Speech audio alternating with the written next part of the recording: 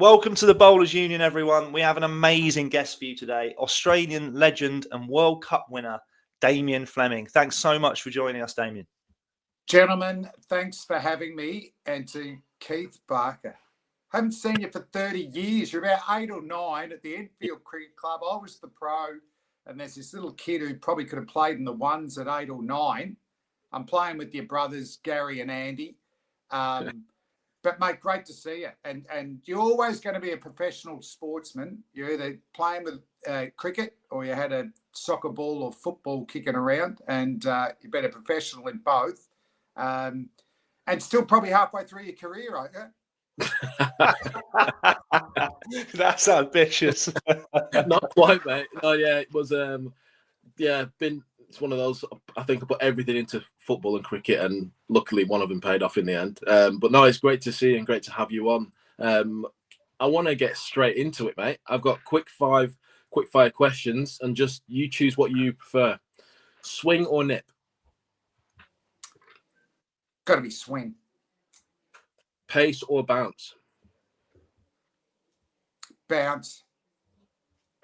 Nick off or bowled? Oh, bold. Get the bails flying. I think me and Chris both know this one. Backhand slower ball or knuckleball? I wish I could have bowled the knuckleball if I had a choice. Could go back of the hand, but the knuckleball is wow. So you gone knuckleball, but you gone back of the hand slower ball, but oh no, I could bowl the back of the hand. I couldn't bowl the knuckleball. I wish I had the knuckleball. Right, so we'll go with knuckleball, okay. And good bouncer or good yorker? We're fast bowl. It's got to be a bouncer, hasn't it?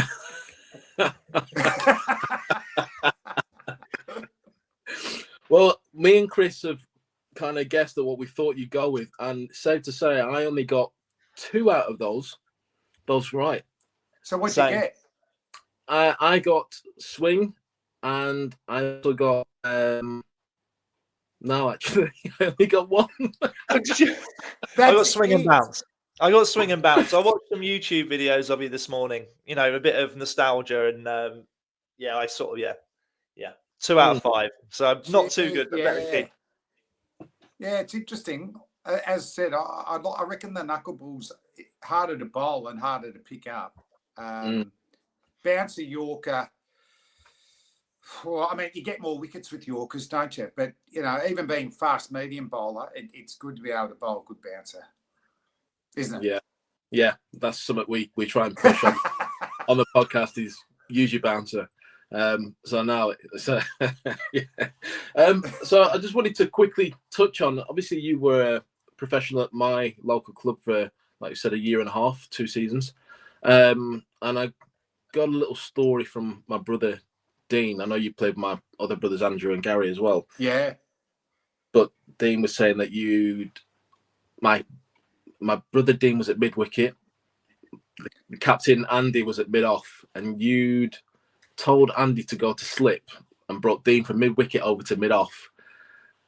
And I think you didn't have many on the leg side, but you've kind of bowled maybe like a wobble seam or one which is more straight at the batsman. I don't know if they left it or defended it. You've then walked back towards Dean and said, right, watch what I'm going to do now. I'm going to like kind of almost angle it in a little bit more and swing it away. And I'm going to look to nick him off, caught like keeper or slips. You've then proceeded to do exactly that. And my brother Dean was just saying, he was like, wow, this is unbelievable. You know what I thought you were going to say? Yeah, Dino was really young then. It went to Andy and he bloody dropped it again.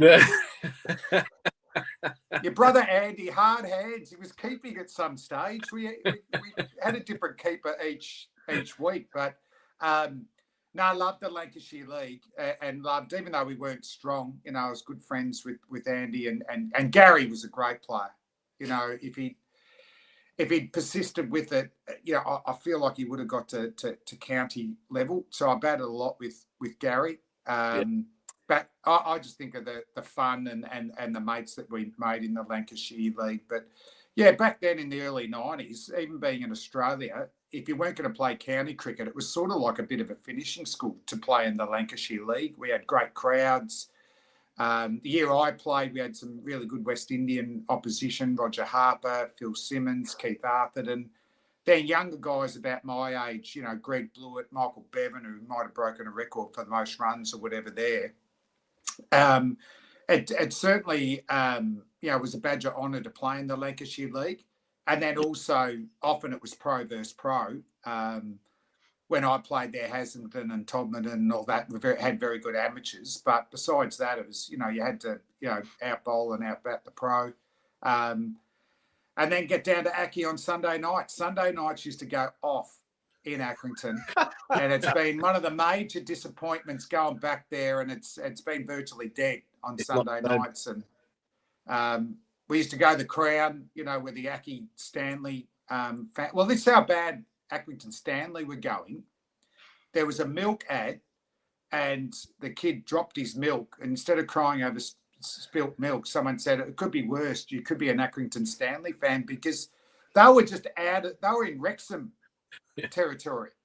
But how good is it that they're back in? But no, it was a great experience. And for me personally, the Duke ball, wow.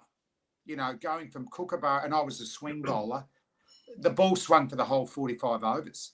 Yeah. And I sort of went over with the goal of I wanted to come back being able to bowl out swingers, in swingers to right and left-handed batsmen. You know, that was my goal.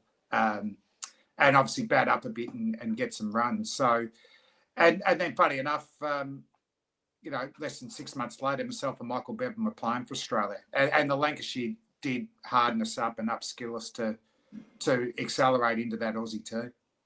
Yeah, that's amazing. You got a hat trick on your Test debut as well, didn't you? Literally the following year, from what I've read. Yeah, I mean, it wasn't that easy. I had to wait till the second innings. Didn't just do it in the first three balls. But yeah, it was just great to get a baggy green. But as a swing bowler, you grow up in Australia and you think, well, you know, I could debut at the MCG, which was my home ground. Oh, what about at the Wacker where it's swinging, or in anywhere in England with those Duke balls? But I debuted in Rawalpindi, Pakistan. I'd never heard of the place until we toured there, and it was flat. Yeah. And unfortunately for me, the batsman I dismissed for that hat trick was Salam Malik, who was a fantastic player, but he did get banned later on for match fixing and throwing his wicket away for money. So after I got the hat trick, the boys said, "Trick, you really got to test that trick." Oh, it's in Wisdom, so it counts. But the boys are still into me to this day. Does it really count? It's in the book. It counts. It counts. But very different conditions. Accrington to Rawalpindi. The biggest one was just getting the baggy green and getting some wickets, because you want to get another Test match, don't you? So really, I took 4 for in the first innings, so that was a bit of validation that I was good enough in the hat trick in a drawn Test match. So we didn't get to sing our song underneath the Southern Cross I stand. And in the Australian team, even to this day, the baggy greens premium, as Steve Waugh said, you're part of an elite club, but the song underneath the Southern Cross, there's a mystique until you get to sing it for that first time. So you just can't wait to sing it. And then eventually, the second Test match where the great late Shane Warne, Accrington pro himself in the Lancs League, took a hat trick. Bernie took the catch, and we sang this song. And you know, to this day, Nathan Lyons sings the song. So that's still something that was really embedded throughout my time. And even in that first tour to Pakistan, that was Mark Taylor's first tour as captain. And that's the first series. If you notice what the boys do, the first session we bowl in any Test match, everyone wears the baggy greens. So when they look up, they just see baggy greens everywhere. Because when I was playing, you know, England would have random gear.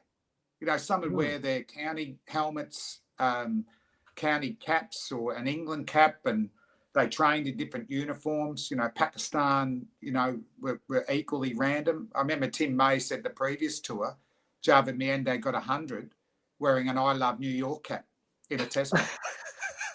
And got 200.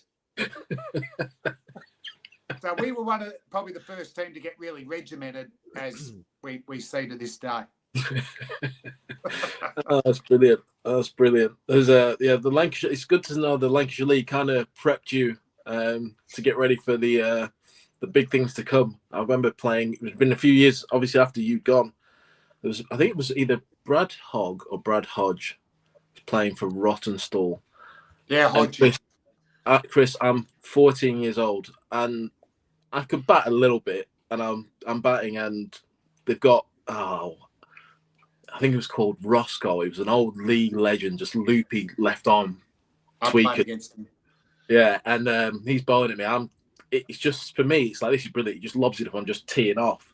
So Brad Hodge comes in at like silly point, and then he's just like, obviously can't get me out just because I'm just teeing off a bit. And he's like, "Hey Keith," I'm like, "Yeah." He's like, "How's your sister?" I'm like, "What? Was there any need to go?" Pretty aggressive. Like, it's that sort of stuff. Yeah. I know your sister did marry a Victorian Aussie district player, Sean Dash. Yeah. So Still I married think to this Hodgie day. might have already known that. Yeah. Dash and Hodgie are in the same area. So they're good mind games. 14, Chris. 14. Amazing. That's good crack, that is. Did you say Sean Dyche? Sean Dash. Oh, Dyche. I thought you said the Everton manager, Sean Dyche. I was like, that's incredible. No, so I see Daishy here. My son's plays highest level amateur football. Yeah. And Daishy when we play Old Brighton, Daishy lives near there, and I see him, and he says every now and then he comes gets back over to Aki and sees the family, and yeah. So as you can see, Chris, there's a lot of links to Keith, Barks family. We haven't even spoken about your dad. No. Yeah, what a great character, Keith Senior. You know, obviously a wonderful pro through the leagues, put in so much for Enfield. And you could hear him. He talked pretty much the whole game. But, he knew the game, Keith Senior. He was excellent. Yeah, I think he was determined that one of his sons was going to make it. Yeah. Yeah, definitely. So I come through there. So yeah, and just one, and that's what we love about cricket, and it goes all the way, all the way up to international level. And what do you miss? So I coach now, on committees at cricket clubs and all that, but nothing beats that inner sanctum, which you two are still living, and I'm sure you're old enough to appreciate it. But once you're out of those doors, it's never the same. Yeah. And I remember one of the last times I went in the Australian dressing room. It's not your time, but it was when Warney, Glenn McGrath and Justin Langham retired in the 06-07 Ashes, that we just scraped in to win 5-0. But there was a big celebration, obviously for those three. So we did go in there, and I remember being one of the last with Gilly and Jason Gillespie, but you just think, this is pretty much the last time I'll come in here. It's making me a bit sad that, to be fair, I don't know if you'd have played against Paul Nixon, who was one of my most recent Leicestershire coaches, and he said recently, I know Nico, yeah, he said, "You're a long time retired." He was like, "Play as long as you can," and it's true, isn't it? I suppose, you know what I mean. You got the whole rest of your life not to play. So I was you guys have been professionals longer than me. Yeah, I was a pro for 15 years, and it seemed a long time, and now it's just really a bit of a blip.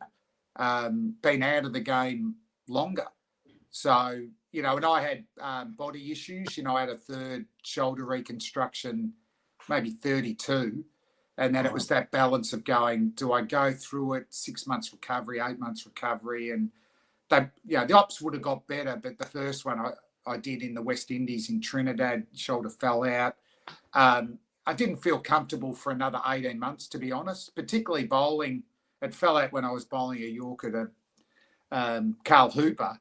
So I never really got that out of my bowling Yorkers. The fuller you bowled, you felt vulnerable.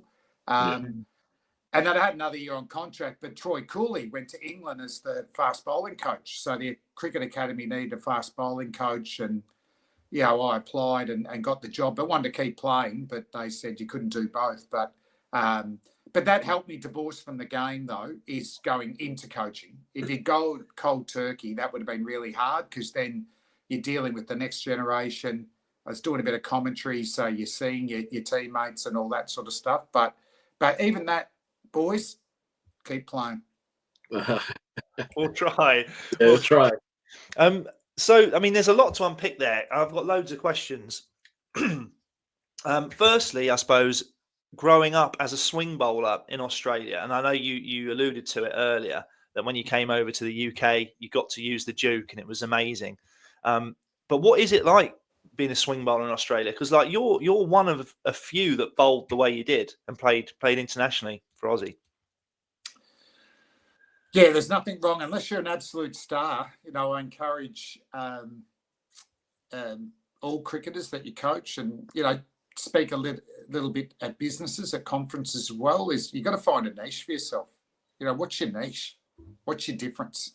And the reason I played as much as I did for Australia was the ability to swing the ball, and so you want to and that was part of going to the Lancashire League, to be able to master swinging away from both. But knowing with the Kookaburra, if you get 15 overs swing, that's absolute premium. So it's like gold when it's swinging. So you have to be accurate, you have to get your length right, and all that sort of stuff. And then in one day cricket, my niche was, back then, there wasn't as many slow balls and Yorkers. So my niche was bowling the last over. And even to this day, in 50 over cricket and T20, you pick your best death bowler, don't you? Yeah. So I encourage all, particularly fast bowlers, to be able to do something different. Extreme pace. You need a balance of 2 or 3 of those criterias, though. There's no use having genuine pace if there's no accuracy or no movement. There's no use having extreme bounce if you're too slow. So, to have 2 or 3 of those ingredients are good. But for me, I didn't think, I thought I was going to be a genuine fast bowler. So I progressed through pretty quickly to debut for Victoria. Left school, a week later, I'm playing for Victoria. I'm rooming with Merv Hughes, so nothing prepared me for that. Nothing. I'd never seen so much hair on a man's body. He drank beers like thimbles. He just sledged. He wouldn't play consecutive games these days because he'd play, get reported for abusive language, play a bit. So Athers, the great man, Michael Atherton, right? The upper class uni educated, said he couldn't understand a word what Merv said when he was sledging him, but he knew the sledge had finished because Merv used the same word with every sledge. And that word was arsewipe. So when Athers heard arsewipe, he knew he could face up. But no one had a bigger heart than Merv. So as a mentor, like he wasn't a mentor. When he started talk bowling, like he just wanted to hit people in the head, right?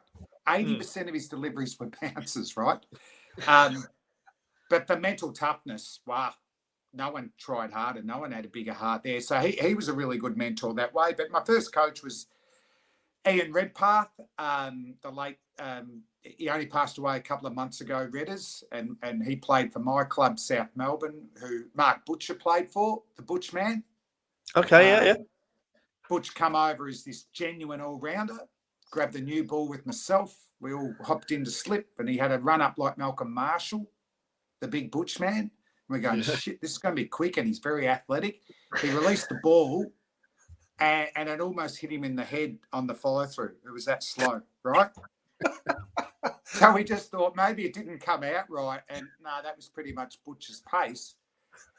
And then he batted at low at 6, and he was this graceful, beautiful player, Butch. He got these great little 40s and 50s.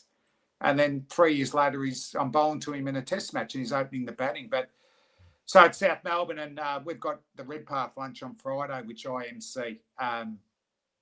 which is a great legacy for Redders. But he was my first Victorian coach, and after about a year, he goes, "Why are you running in thinking you're Wes Hall?" Because Redders was that old. Anyone that tried to bowl fast was like Wes Hall. He hadn't updated from 1961. So I said, well, he goes, "We picked you as a swing bowler." And literally at 19, I had no idea. And I was lucky that if everything come out right, they were out swingers. And if I fell away a bit, they swung in.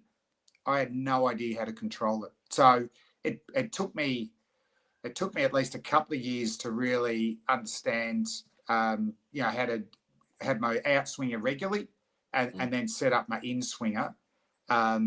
So yeah, it was really by chance. And thank God, because that niche, what I was saying, Bob Simpson was our coach for Australia, and he loved very niche specific players. So he wanted a Terry Alderman, so he wanted an outswing bowler. Right. We always had a second spinner, and they liked to play a second spinner like Tim May and Warney in 93, McGill and Warney later on. So there was advantages, but, obviously they're not as big on swing bowling now. Probably Buffer, big Dazzle Lehman, is he at Northamptonshire? I saw this morning. Yeah. The big fella. Yeah, that's right. Yeah, he was the one that made himself an enemy of all swing bowlers around the world when he said, "Oh, we want guys that bowl 150 kilometres an hour or you're not playing." So there was a real shift in Australia to try to bowl speed. And then even John Buchanan, our Australian coach in the last couple of years, I don't think he helped swing bowling either. That Queensland Bulls, his team that he finally won a Sheffield Shield after about 100 years, they worked on bowling about 30 centimetres outside of stump and just wearing oppositions down. Bickle, Caswich, Dale, just unrelenting, waiting for the batsman to come at them. Whereas as a swing bowler, if it's swinging, as I said, swings like gold. So, mate, I want to attack the stumps. I want to bring in all dismissals. And then because I knew my ability with the swing, I can pitch leg stump and swing it through. So I need a square leg. I can't bowl to a 7-2, but I had a bit of trouble in the last year for Australia with those field placements. And I remember I got Rahul Dravid in Mumbai with a nice little Audi. Sachin Walk comes out, and I've got a 7-2 bloody field. Yes. And I'm going, shit, where am I bowling here? And Sachin takes me apart. But really, if I'd had a square leg, at least I knew I could bowl straighter to him and try and get that outside edge. So there's a few things that have contributed to swing bowling not be as prolific. But if you look at it, Test cricket, T20 cricket, if it swings in those first 2 overs in T20 cricket and batsmen forward press, they're doing wangers, they're doing ball machines, there's no footwork, it's all eye and hand. So if you can make the ball move, you're in the game. And we know if you're 2 or 3 down in the power play in T20 cricket, it's all over. So, and thank God for Jimmy Anderson.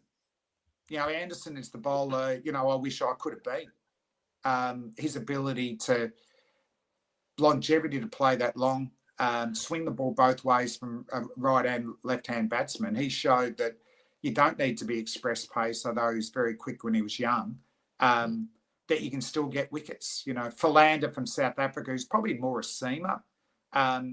There's still the ability for medium fast medium bowlers, but they've got to be able to be accurate and move the ball. Yeah, we had a little chat about Scott Boland. We actually compared, me and Chris were talking on, like someone like him and Philander. They're not far off each other actually in pace and what they do with the ball, but they're very accurate and can get it just to move either way, which keeps them in the game. And the length they're bowling, with Quickfire now, I wish that was around. I think, particularly after my first shoulder reco, just because of that, do I want to get too full? I bowled a fraction short for a swing bowler, I reckon, just in between when it wasn't hooping to not swinging at all. Whereas Big Bolo, I mean, if you'd seen him when he first started, he must have been about 15 kilograms heavier, fell away, pushed the ball. He was a nightmare to lefties, but he used to just drift onto the pads to the right-handers. But, you know, he's found a way. And there's something about Bolo, he's got a bouncy stock ball. If you've got a bouncy, accurate stock ball, you're going to get a lot of wickets. And that's what he's got. He makes them play, and it's in that 5 metre zone where batsmen, do we get forward, do we get back? So he's a great role model for guys who aren't 145 kilometres an hour. Would you say the wickets have changed at international level over the years? Have they become a lot flatter now with tests to make sure they go out 5 days, or have they always been quite difficult? Bazball is killing swing bowling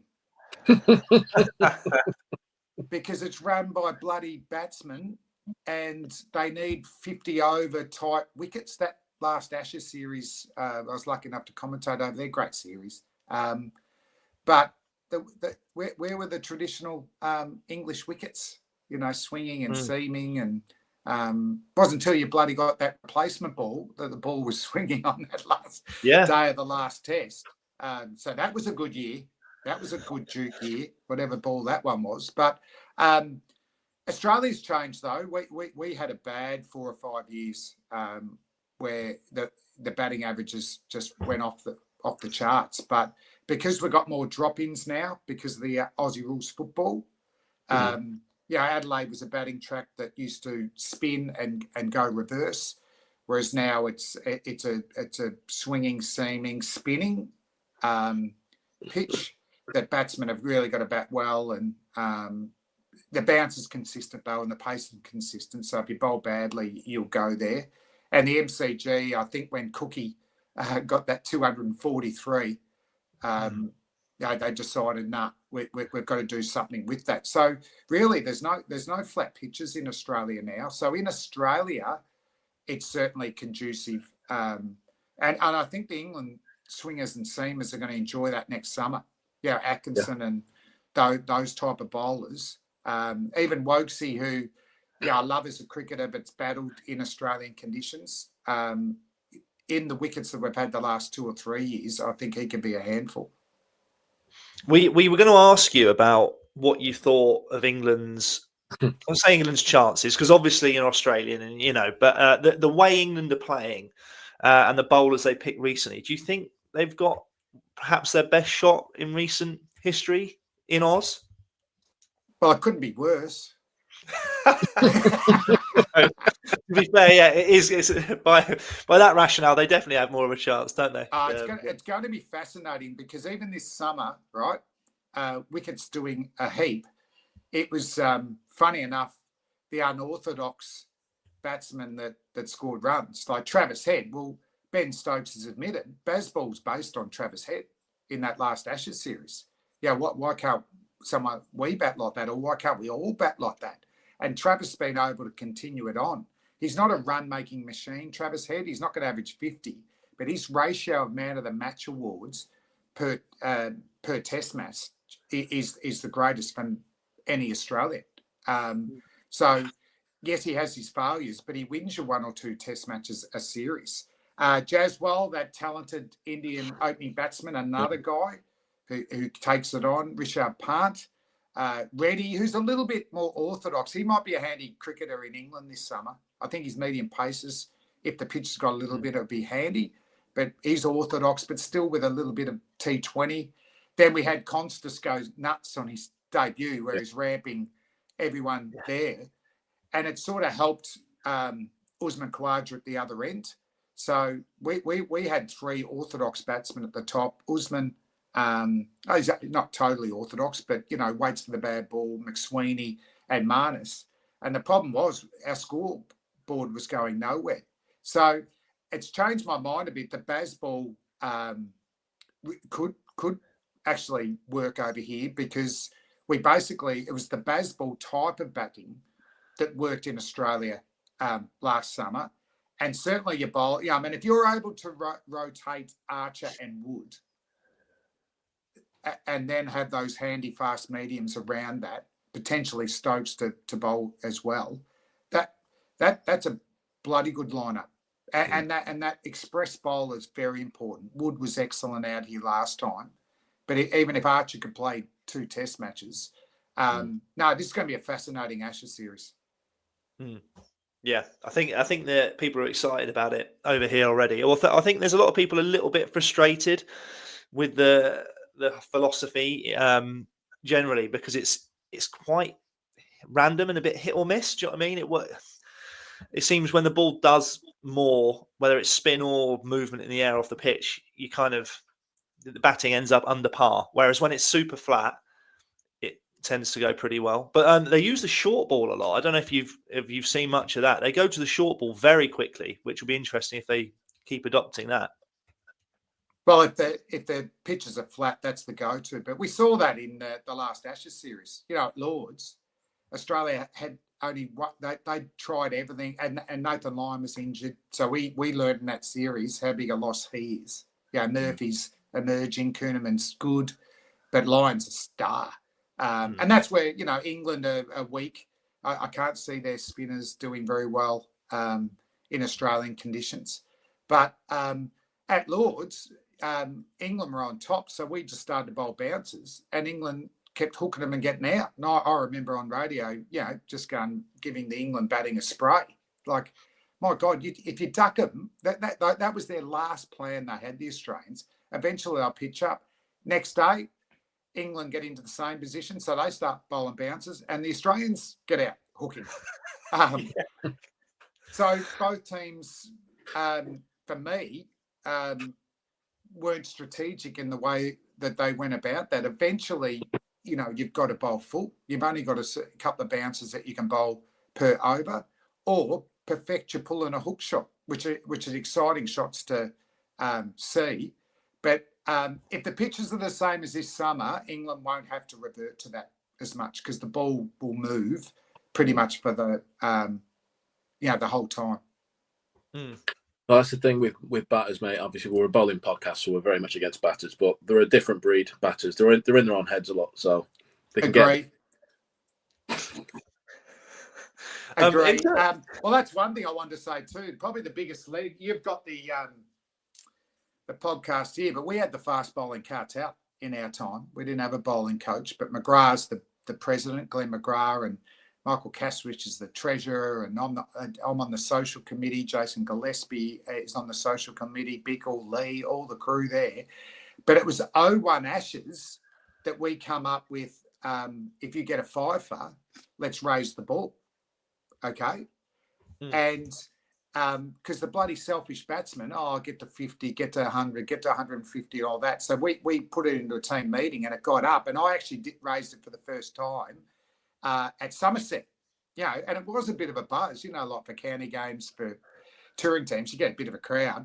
And then McGrath did it in the test match. So what a great legacy. You see at every level now.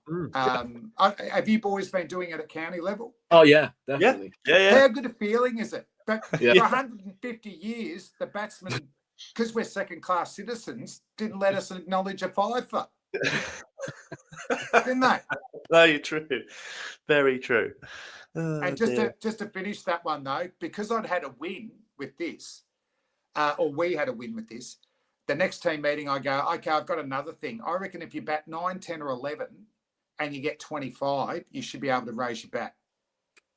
Because how many times you get left on 30 not out, and McGrath gets out, bloody hell, I could have got 50 there. You get a duck in the second innings. So I threw that up, and Steve Ball goes, nah. All the batters, no, you can't do that. So it pissed me off, right? For 20 years. Yeah. And then 3 years ago, I'm into Nathan Lyon. I'm going, Gaz, these frigging batsmen, it's all about them. We got this. And I told him the story. I go, mate, you'll do it, won't you? And then we were playing New Zealand, and he was on 24, and I wasn't commentating. So I ran into the TV box, and I said to the boss, hey, I reckon he's going to do it. I reckon he's going to do it. So no one else knows besides Andrew McDonald, Gazza, me, and now the boss. So as he gets to 25, he just raises his bat suddenly, right? And Kadich and Lang are in there, and I just jump in. And I just start yabbing. What a significant moment for Australian cricket. For the first time, a number 9 has acknowledged his 25 rate. And you should have seen Kadich and Langer's face, because they were on that tour. and they're not on, and they go, "Oh, that's bullshit," blah blah. You know, like That's amazing. got That's cranked brilliant. up. I reckon you're a good What batter, Keith. you should be doing that as well. 9, 10, 11, 25. Yeah. Raise your bat. Yeah, that's brilliant. I absolutely I love that. will do that this year in county cricket, 100%. Keith's get more it of an all-rounder, trending. so yeah, That's brilliant. Good. Yeah. So I said it to Josh Hazelwood as well, but 3 years on, he hasn't got to 25. maybe Bolo. for him it's Bolo 10. hasn't either. Oh dear. Brilliant. You know, obviously, you mentioned about a few of the bowlers you played with. What was it like being in that attack with all those great bowlers and yourself in there? Yeah, it's just tough getting a game, to be honest. You know, and sometimes the competition was easier than getting a game. Well, no, I shouldn't say easier. It was just harder getting a game because, you know, when I first started, Craig McDermott was dominating. Merv was opening with him. We had a guy called Bruce Reid who, if he hadn't got injured, you know, there's 300 wickets. Like, he was elite. Carl Rackerman, Joe Angel and Casper Bickle, you know, all those sort of guys. So probably it meant too when you got picture in really good form. So you were able to translate that. And then also, obviously, as I said, a bit of a niche as an outswing bowler, and found particularly subcontinent players didn't face a lot of swing bowling. So a lot of spin or pace. So, you know, I felt straight away in those conditions when the ball swung, you were well and truly in the game. And then McGrath, obviously 95 Ashes, myself and Craig McDermott come home early injured, and he went to number 1 and kept it for over 10 years. I mean, he was just a machine. To have him and Warren in the team was just unbelievable. And bagging the batters again, they can talk about how many runs you make, but you've got to get 20 wickets to win the test. And the great thing about McGrath and Warney, it was they were great offensive bowlers getting wickets. They were great defensive bowlers. If they weren't getting wickets, they just built pressure. And I love bowling with Merv Hughes in state cricket and McGrath in Australian cricket because they bowled a fraction shorter than me, and I'm fuller. So even we're right-handers, but you know, the batsman's sort of subtly having to play different lengths and subtle different lines. Jason Gillespie, a very underrated fast bowler, you know, but probably the closest thing to Pat Cummins, that ugly pace bounce, the nickbacker, the one that straightened and went across. And then we had McGill, you know, Stuart McGill. Warney was injured for a summer. We went to Pakistan trying to beat him over there, and McGill had virtually beat him by himself. And then the Ashes, when he come out here, I think he took 27 wickets in 4 test matches. So no Warne. And to have a replacement like McGill was insane. So, yeah, it was a great era. We won a lot. 16 tests in a row. You know, I think I played 10 of those, World Cups and all that. So it was, and I even think, the last test match I played against India, where we had that bloody 7-2 field to Sachin, I think the batting lineup was Hayden, Slater, Langer, Mark Waugh, Steve Waugh, Ponting, Gilchrist, Warne, myself, Gillespie, and McGrath. That's a good side. Yeah, I'm the only non-Hall of Famer there. So that's 10 Hall of Famers in one team, and Damien Martin's 12th man, so probably 11. So, we look to dominate, and I think success breeds success. I remember in between that we lost a one-dayer in those 16 tests and 110. I remember me and Gilly looked at each other, that emptiness of not singing the song. That's what we used to do, and that's the habit. We just play a game for Australia and you sing the song. So it was very driven. Steve Waugh, when he debuted for Australia, lost to New Zealand, I think, at home, beaten by India or drew with India.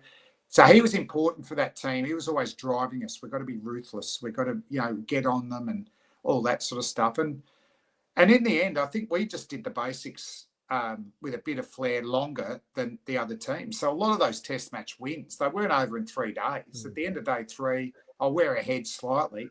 And then day 4, the opposition would just tire at the contest. Yeah. And as I said, 2 of the best defensive players were Warner McGrath.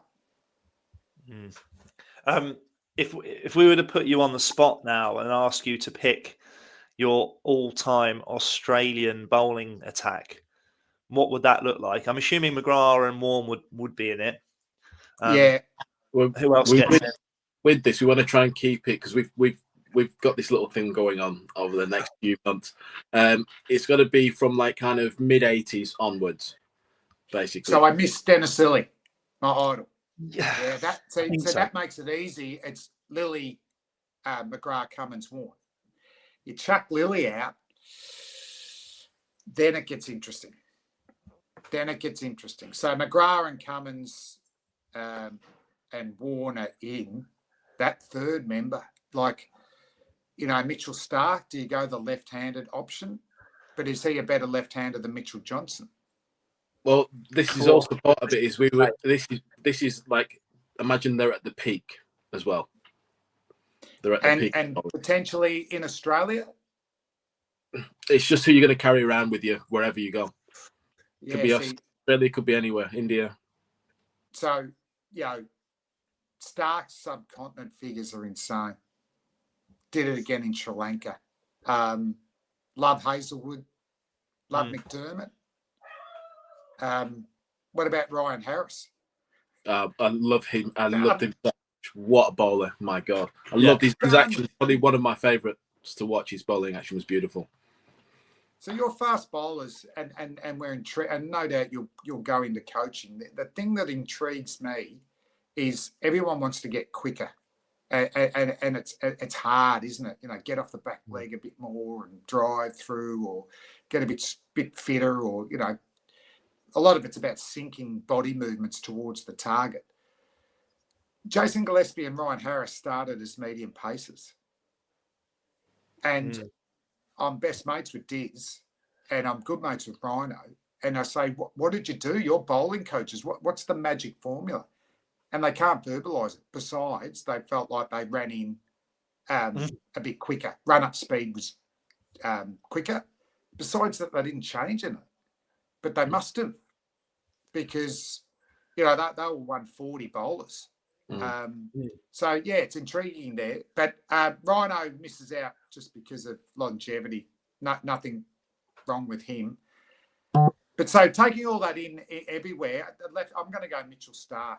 I think Johnson's Ashes series, never seen anything like. And South Africa, he used to smash South Africa. Poor Groves. I was in South Africa when that series was on, and he just kept badging people and concussing them. He went through about 3 or 4 South Africans. Honestly, it was like. So Brett Lee was faster. Sorry, I forgot Binger. I think Binger was a better one-day bowler. Right, Bing would be a one-day thing. So he was faster.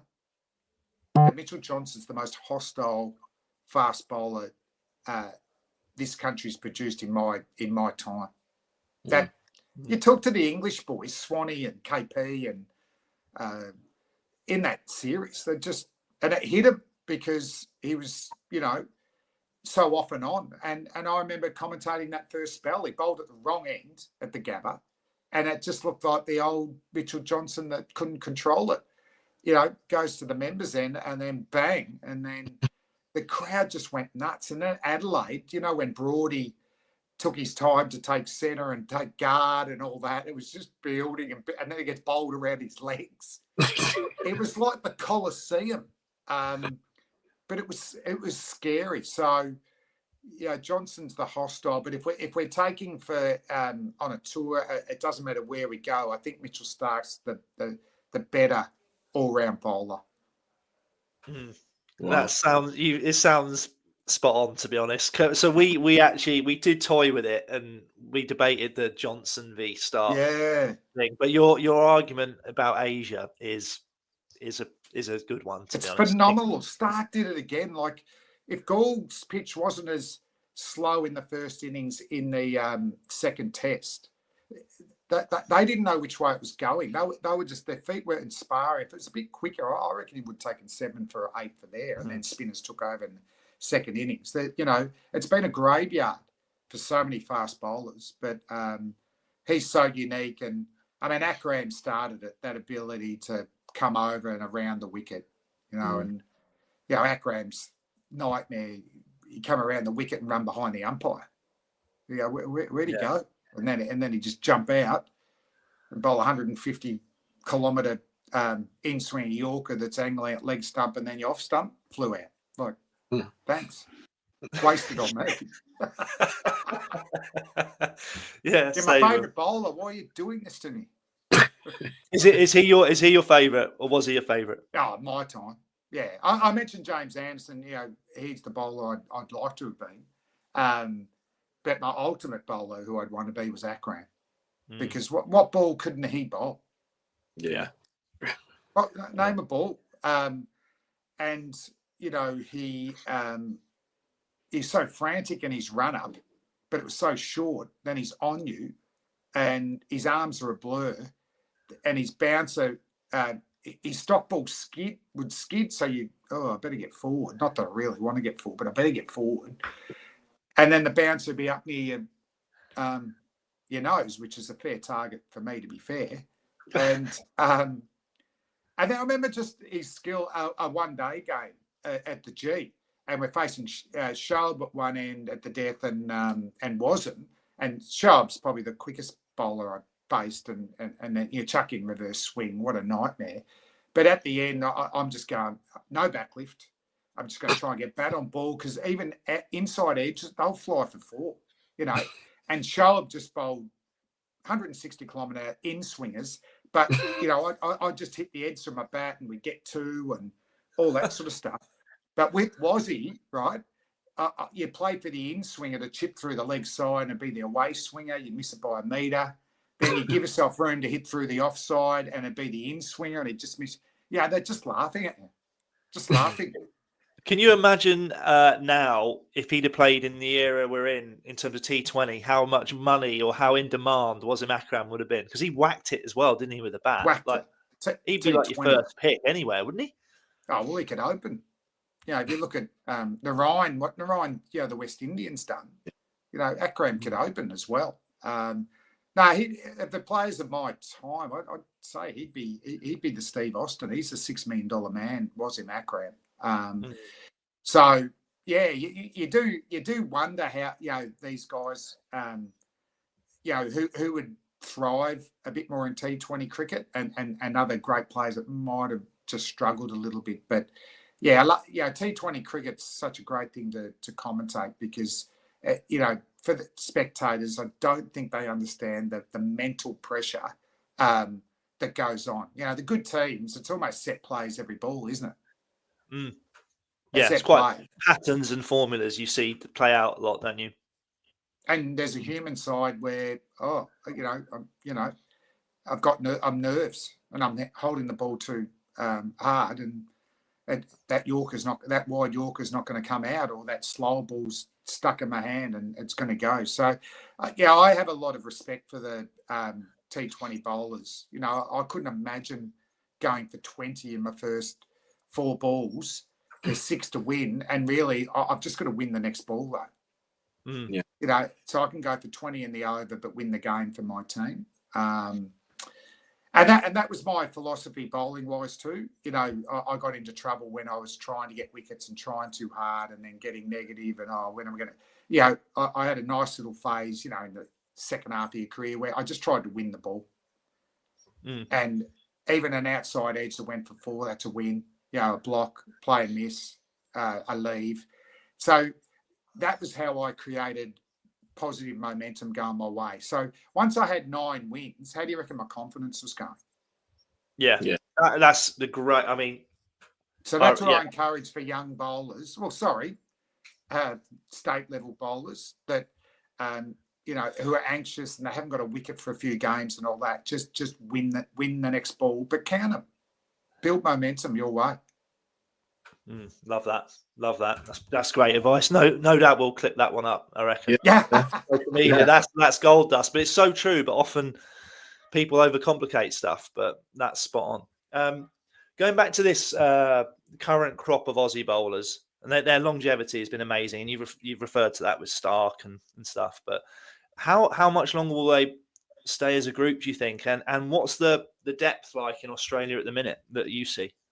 Yeah, good questions. I think they'd love to win the Test Championship and regain the Ashes, and then a longer one would be to actually beat India, but they're all not making it there.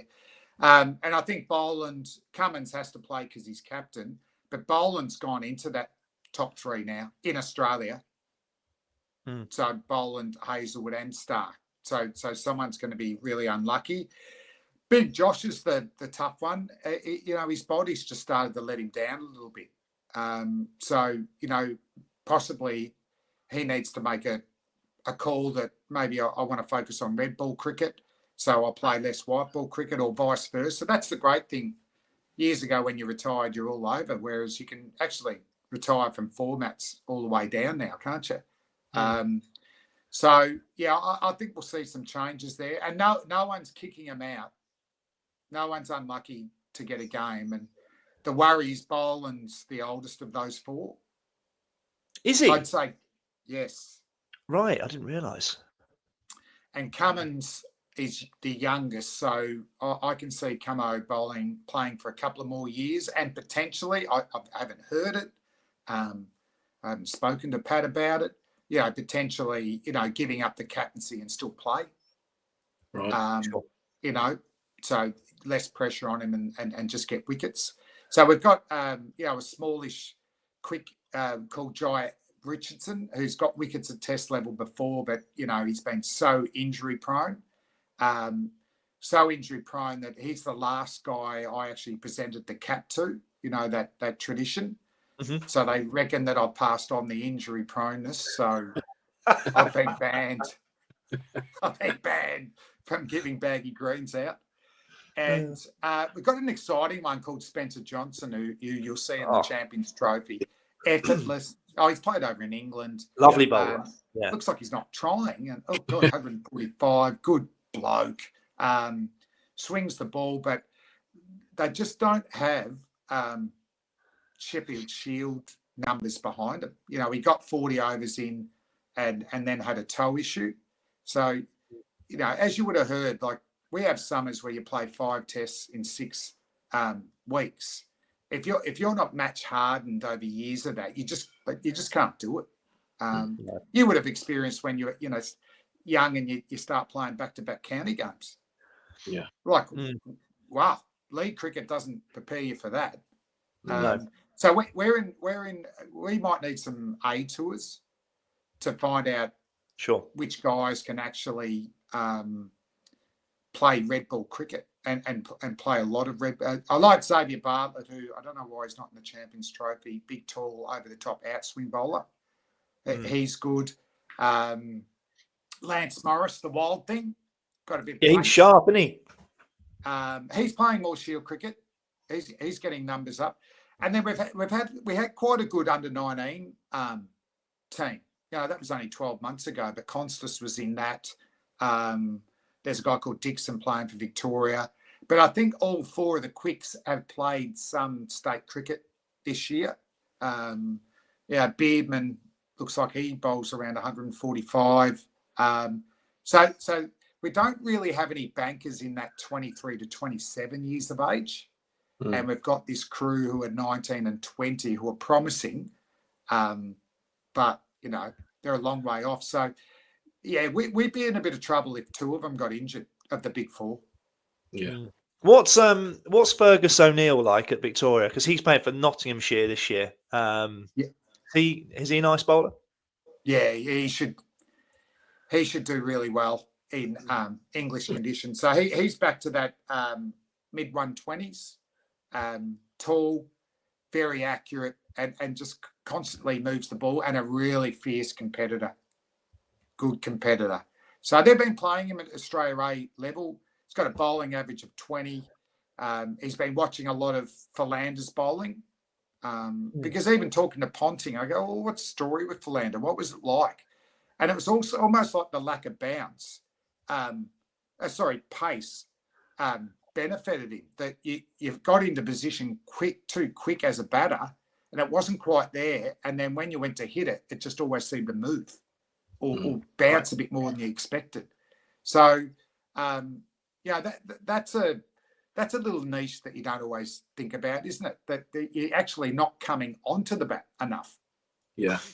100%. I mean, go on, Keith. I've got a different question to ask. I'll let you carry on, Chris.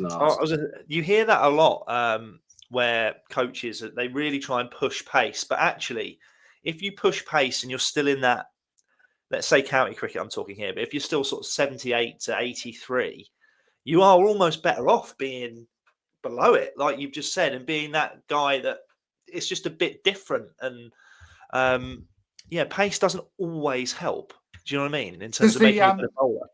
Does the wobble seam have as much impact in county cricket as it does in Australia? Yeah. I wish we didn't bowl it. We were cross seam, and when we angled the seam for a wobble ball, we'd cut the ball, which you lose pace. Yeah. But then we didn't have, the kookaburra that they've got these days that's got the extra lacquer, but obviously a more pronounced seam. So that's another weapon that's been major, just the wobbled seam. And even teaching, at kids cricket, it works there. An in-swing bowler that, can't get the ball to swing away, well, let's just angle it to first or second slip and, make sure he's still coming down the back of the ball, like a normal ball. And then it just sort of hits the seam and wobbles away. And the most extreme one I had, we were Adelaide when we bowled India out for 36 or 37. Pat Cummins said in the media conference, his danger ball is the net backer, and bowled and LBs. And he goes, and what happened to the one with Pajari? Bowled one that pitched middle and hit the top of off. And he goes, he was walking back shining the ball and he looked on the big screen, at angle in. He goes, well, what happens if I angle ball the other way and see what happens, right? So he just tried it, pitched middle and hit the top of off. And I actually DM'd him on Twitter and I said, have you not bowled that before? Did you just really come up with it? He goes, yeah. Wow. Jesus. Why didn't we do that? Those weapons. I feel like in your era, I think certainly I look at like the West Indies attack of your era, and a lot of them naturally had that kind of wobbly seam. But maybe it wasn't just talk. I feel like it was bowled but not talked about. Is that fair or not? I think it was more West Indian in-swing front-on bowlers. Also bowlers like Merv Hughes was front-on, Jason Gillespie to a degree. They were the nightmare bowlers that are angling in and you'd play the same line to a ball and it might not come out as good and it'd just straighten and take the outside edge. So I'm not sure they were controlling it, but it just come out differently. And I thought, everyone, talk about, you got to bowl out swingers. No, you just got to make the ball move one way. And I think front-on in-swing bowlers that can get the ball just to go straight after training the batsman for a couple of overs that the ball's coming in, get heaps of wickets. Yeah, that's been the basis of my last 10 years career of coming round the wicket to right-handers. So I've stopped swinging it back in. I come round the wicket and just wobble it away from them, and just because the angle they're wanting to play, and then it just opens up that. They don't know where their off stump is. Yeah, and I feel like, and I think that's the improvement in left arm quicks that I've seen. Is your generation of coming over and around, like right-handers used to do it a bit, and it was more seen as a defensive thing to come around the wicket. I certainly didn't I wouldn't do it if the ball was swinging, because I think left-handers get LB a lot because they're not used to the ball swinging in. But whereas now bowlers are wobbled seaming it over and around the wicket, in and away from the bat. So that's one skill I've been just loving watching it. Did you ever come across Dan Worrell at all? Frankie. What are your thoughts on Dan? Because he came over here quite late, probably age-wise, but he's absolutely torn it up. And you kind of look and go, if he's a few years younger, I feel like he'd be playing international cricket. Me and Chris are massive fans of him. He's been an amazing bowler being here. Just wanted to know what your thoughts were on him. He'll captain England next Ashes tour. I hope so. Tour. Big Frankie will be there. No, he's always been tremendously gifted. Yeah, he is a genuine swing bowler. And he's probably one of the first or only ones that I chatted to, first conversation. He pretty much had it all in play. He had to go to South Australia to get a regular game. Not surprised what he's done over there in England. Yeah, he's played some one-day cricket for Australia. But, yeah, certainly if he was younger, he'd be right in the cards for us. And how long is he away from qualifying for England? 18 months or something? There are people kind of wondering if he might get a call-up, but there's rumours that he probably won't. But he's a special bowler, that's for sure.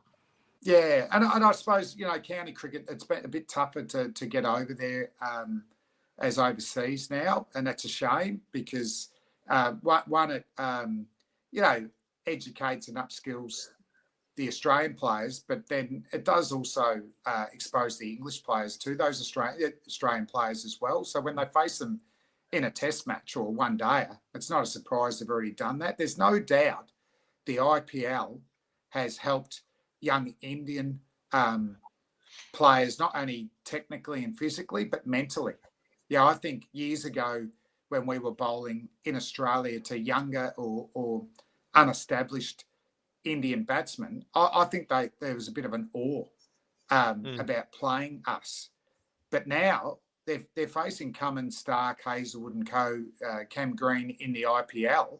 So when they play him in the test match, we saw that with Jaswell. He was telling Stark to bowl quicker in Perth. Yeah. And then he got a first ball duck in Adelaide. It came back round to bite him, didn't it? So that's definitely helped. And I still think that could help at county level as well. That it's a bit of a win-win for both. And then, it's always good for the members too if they get an overseas who's a good fella and performs significantly like Frankie Worrell has. Yeah, so not surprised at all. He's got elite skill. Yeah. He goes through the gears beautifully too. Like, you know what I mean? Like at the top order, he swings it around, hits his areas. Lower order come in, 5 mile an hour quicker, pepper pot. He's got it for sure. So it's bowlology blueprint, isn't it? Really. But Frankie will be the same. You wish it had come together earlier for him. Yeah. But it doesn't always happen that way, does it? Unfortunately. No. Oh yeah, a little different one. I checked out your YouTube before you came on, and I was looking at one of your clips about bowling an in-swinger, and it was you bowling at Damien Martin, and you just cleaned him up about 3 times. It was like a coach. I might wonder how that happened. If you genuinely got him out, or you agreed that he missed a few. No, all staged, unfortunately. So we did all these coaching videos. Cricket Victoria were actually quite proactive when iPhones and apps come in. So we did all these coaching videos, but the apps would have to upgrade, and the Wi-Fi, like your Wi-Fi, wasn't always streaming that well. So I've been able to get them out and have a bit of fun, but they were staged. But they're still applicable today. Those videos, and because it's still interesting, even at club level. How many bowlers don't really know why the ball swings, or how you can have little different angles to make it swing later. If you're bowling good outswingers close to the stumps, why don't you jump wider and bowl one? They might think you're bowling an in-swinger. But once again, a bit like what you were saying, Keith, you bowl them from wider, then they're not sure where their off stump is. Yeah. So, it's funny, just those little tips that, it's not just you want to get your technical side well, so you're not injured and safe and make it efficient. But I think this day and age, why not get as skillful as you can? You know, we've had AJ Ty and Ben Lachlan, you know, just borderline in that mode that you're saying, 78 miles an hour to 83. You're 5'10" to 6'3". My challenge for you is, what's your niche? Why are you different? And those two boys come up with at least 8 different deliveries, and you're not born with those. You know, you've got to train them. You've got to perfect them. You know, Malinga wasn't born with a Yorker, but he took those boots with him, didn't he? And he just put them down on the Yorker length, and he just nailed them. So when he gets in the game and he's under the pump and he has to bowl a Yorker, well, he can just visualise those boots and nail it. So don't be surprised in a game with a scenario. You've already got to prepared for it, and then also if that scenario dictates a certain skill and you don't have it, well, who's to blame? Give yourself options. That's brilliant. Absolutely brilliant, right? You're spot on. You're spot on. Yeah, I just think it's a great, particularly T20. And what, you know, I wouldn't mind seeing a bit more in Test match cricket is those T20 skills. I've seen times where it's gone to a draw, and you know what? Why not at one end at least for half an hour? One bowler just goes T20. That's a good point. Yeah, yeah. Use your Yorkers and maybe some back of the handers, that sort of stuff. Set weird fields, dry it up at one end, and then do all this at the other because you got them. You know, I still don't think we see enough Yorkers in Test match cricket. I think man for man, the modern day bowler, male or female, has better Yorkers than 20 years ago. But I don't think we see any more Yorkers than 20 years ago in Test match cricket. And it's a wicket-taking delivery in Test and at county level. Yeah, that's a good point. Good point. And there's less chance of being ramped as well in those formats. Yes. So, yeah, you know what I mean? You may as well try and get him in for sure. Yeah, and having said that, in first-class cricket, T20 cricket and one-day cricket, it's changed the game with the ramping. You know, I remember Azam Mahmood was the first guy that tried to ramp me from, you know, in Pakistan, and he didn't get it, but it was enough to explode my mind going, what was that? Oh, I've got to think of 2 things as I run in, because normally it's just one. I just want to nail my Yorker. But then you're running and going, but if he shapes to do that, you know, what am I going to do? So I think in white ball cricket, it's a lot tougher. Yeah. But I'd certainly think in red ball cricket, there's not enough of that T20 variety. Yeah, Chris said before, like it's been the odd time when you're playing, even a red ball game where you've been ramped or someone's attempted to, and you're kind of running in as a bowler thinking, please don't go again because I don't know where I should put my length now. Yeah. It's quite testing. You are running in thinking you're kind of on high alert of watch the movement. So yeah, the more you can kind of practice that stuff and be more engaged of kind of when that batsman moves, I know straight away I'm going to this execution. Yes. Yeah. Which I think for you bowlers these days, you just, that's a non-negotiable. You have to have A and B. And that's why I'm still surprised batters don't do it more in 4-day cricket, 5-day cricket either. It's just for a ball bat on off stump. Yeah, I mean, we might just have to edit. Bat on leg stump. We might just have to edit. We might have to edit that out until me and Chris have finished playing cricket, and then. Yeah, good call. Good call. Yeah, that must be hard to deal with. You watch Cummins recently, and basically he'll bowl his best ball, and someone, ramps it for 6 over third man, and you've got 3 slips in there and a ring, and you're like, Jesus Christ! But they tend to do it once and stop for a period of time, don't they? Whereas if they kept going, where does it go from there? I'm like, mind blowing. Yeah. I meant, the world's changed that way. You know, we saw Constas doing that to Bumrah. Bumrah went for 35 in 4 overs. He didn't know what to do, and then Bumrah might be off today, and then he come back, got 5 for anyway. But for that brief moment, Even the great man, Jasprit Bumrah, the best fast bowler in the world, didn't know what to do. But there's a limit to it as well, because Sam, was missed first innings against Victoria. He tried it against Bolo and, got bowled around his legs. So there's, and technically, he's going to end up a really strong boy, Sam Conster. So I don't think he's going to need to do as much as that in 4-day cricket and test match cricket, because he hits the ball hard enough. There's a little bit of KP in him, I reckon, with his technique. I don't know him personally. But he's a big kid. But at the moment, he's not really sure which way to go. It's funny, he got 100 in a 50-over game, because that is the go. But 4-day cricket, test match cricket, there's a balance for the batsman as well. And just one last thing, because you just mentioned then you analyse actions and bowling a lot. Bumrah, one of the best that's been, do you think? You can't teach that, can you? You can't teach that kind of bowling. I was commentating the IPL, and it was, when he first come on it's a bit of a freak, bit of a laugh, and this is going to happen here. Well, he's still going, and you talk about, he's got some natural attributes that gain advantage, the stuttering run up, the straight front leg, the hyperextension. If you do look on my YouTube channel, you can see I did analysis of Bumrah on Channel 7, and he releases the ball 32 centimetres in front of the popping crease.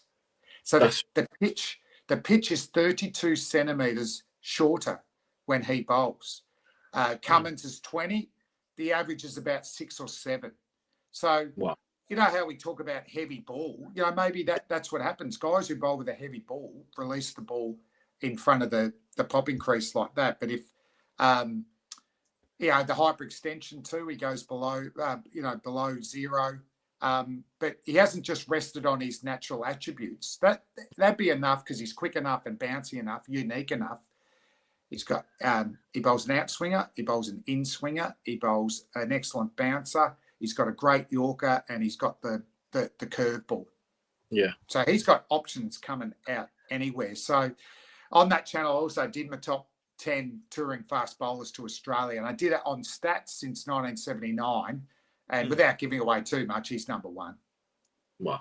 Right. He's number one, averaging 17 a wicket. And even in this series, he had 6 for twice, 2 wickets to get, and he stopped bowling. So he could have got 2 8-fers there. Yeah. And if he'd been fit for that second innings with that little chase we had, that they could have won. That's how good he is. And how beautiful. Like, I actually I put something on socials just to crank up. I was looking through some mags and found a Dennisili gold chain, and it said if any budding 80s fast bowler didn't have the gold chain, weren't serious, and then a few people found theirs. I went, I've got it somewhere. So I've been looking for everywhere. So I'm looking magazines and that. And then I got this photo of Max Walker side on, who used to bowl. People said he bowled off the wrong foot, but like Mike Proctor, they don't bowl off the wrong foot. Like Tanvir from Pakistan, they release the ball before their front foot is planted. So it gives the illusion it's off the back foot. But for me, I just, I did put it out there, the photo of Maxi, and just go, I just love bowling actions. How unique. And, a lot of critics will go, the bowling coaches, and there's plenty of them around the world, they're producing robots. No one bowls the same, do they? No. There's some broad principles you need to do that even Bumrah does. But get the broad principles right and then let them go. Because, there's a Bumrah, there's a Malinga, there's a Sean Tate, there's a Mitchell Stark, Mitchell Johnson, James Anderson, Stuart Broad. Where was his front arm? Yeah, never existed. Yeah. 700 wickets. He didn't need it. So that's what I love. Yeah, just seeing those unique actions and just trying to, maximise the benefit of it. But then you as a bowler, your part of the deal is to upskill. Yeah. Yeah. Always. You're right there. That's what we talked about before. Is get certain bowls get to a certain level and they go, well, this is fine. I'll stick with this because this is good enough. But that's when they get caught out. Is that everyone else still keeps improving, trying to work on their game, and then they get left behind because they haven't developed when they had that period of really being able to hone in their skills. Yeah, you can't have too many skills, but the art of bowling and bowlology is how you construct those spells, how you construct that over, how you construct this ball that's going to get a wicket down the track against that type of bowl, that type of batting with that game. What's the game scenario? Yeah. So for me, it's, well, you guys are, you're in your late 20s now, aren't you? Even now, I'm still hoping, you guys are planning to have one of your better seasons ever. And otherwise, why are you playing? Yeah, but absolutely. How are you going to do that? What little trick that do you want to perfect? What little surprise have you got for the opposition that you didn't have last year? Without losing, and never lose your strengths. So true. There's so one. True. I'd say like I kind of had to stop myself. My wobble seam would normally naturally nip away from a right-hander from how I held it and my wrist position of opening it, my palm up and being a bit more palm facing. And I always thought, right, I can learn to get the ball to go away, but can I figure out the other way? So it took probably about 2 or 3 overs before I started to get to do it with my bowling coach as I was bowling through. I started to get nipping away to a left hand. So I'm like, this is brilliant. I've got either going, not every time, but if it is going to nip, I know which way it's going to nip. So I thought, right, I'm going to bowl 2 balls. I'm going to nip one away from the right-hander, and then I'm going to nip one away from the left-hander. And I couldn't then get the ball to nip away from the right-hander, and I got so scared. Panicked, because that's my bread and butter. So I my bowling coach went, look, don't panic. That's working well enough. You swing it, you can go away from a batsman as well. You've got the wobble away. Maybe that's enough tools for now. So I resisted trying to go the other way. And naturally the other one will kind of nip away from a left-hander anyway. So I feel like I've had to limit myself because... Now, that's good by the fast bowling coach there. Yeah, the fast bowling coach is now Chris's head coach. He's head coach at Leicester now, Alfonso Thomas. So who's that? Alfonso Thomas. Fonz. Hey. Yeah. Yeah. No, he had some great T20 skills, the Fonz. Yeah, he was the dominant BBL player. How good is it to have fast bowling coaches too, like head coaches? They have that bit of empathy for bowling. Fast bowling captains, Cummins and Bumrah. For too long we've been pushed second-class citizens, and now we've finally got some astute captains. You think of some of the great men. You think of some of the great men who never captained our countries because they were fast bowlers, astute men, like Darren Gough. I didn't think that was where you were going. Imagine Gough, Merv Hughes, Dougie Bollinger. These fine, astute men. Never given the chance to captain their country. Well, listen, I'll have to show Goffy that one. Flo, I think we're gonna have to rein it in and call it a day. This is our longest podcast so far. And it's been absolutely brilliant. I thought we could carry on. I'm hoping this isn't the only Australian we have that we get to come on. We almost got Mr. Gary Lyon on, but then the few implications, so we didn't in the end. Gaz very giving of his time, legend Gaz. Yeah, so hopefully you're not the only one, but it's been an absolute pleasure. Let us know who you need, particularly the former boys, because I'll have the contacts. We have a little fast bowling cartel WhatsApp group. Oh, that'd be amazing. Right. We'll have to try to get to that for sure. Definitely. And boys, I'll probably. I'm hoping if radio get the World Test Championship, I'll get over there for that as well. So if you guys are are playing around London or whatever, that sort of area, I might try and catch up and have a look. Yeah, Night out in Aki, apparently that's the one, isn't it? What's that? The night out in Aki. It's closed, isn't it, Keith? It's closed. Not the same now. It's not the same now. The town's closed. It's gone. But yeah, I mean, feel free, mate. If you are there and you're commentating and you want to just drop a line of, I was talking on the Bowlers Union podcast not too long ago. Feel free to drop that in. Hey, I'll be pumping this through. You make sure you get it all edited, and we're through, boys. Don't worry about that. But hey, thanks for having me on. Good luck for the year. But Keith, great to finally see you after about 30 years. Yeah. Been following your career, very proud. And keep it going. Make sure you have a great season this season. Thank you, mate. Thank you. I'll be doing the best I can. Thanks so much for your time. Thanks, boys. Cheers, guys. Cheers. Take it easy.